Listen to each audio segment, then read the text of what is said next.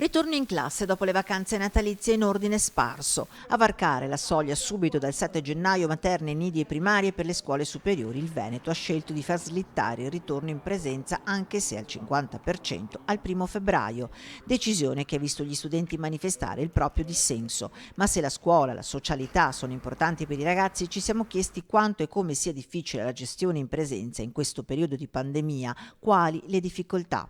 Le difficoltà sono quelle di avere un nemico invisibile che comunque con il quale si deve combattere ogni giorno, quindi difficoltà nell'usare le maschere per esempio, che comunque rendono la vita scolastica molto complicata, una presenza però comunque calmierata, perché bisogna comunque organizzare le entrate, le uscite, non creare assembramenti, per cui ogni giorno c'è una novità. Presenza che significa in caso di contagio dover magari lasciare a casa l'intera classe o, come è successo, di dover chiudere l'intero plesso. Fondamentale la collaborazione con i genitori e un controllo quotidiano, inevitabile poi l'effetto sulla didattica.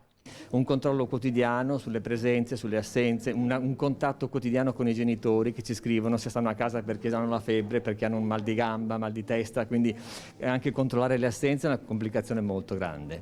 Quanto ne risente poi la didattica?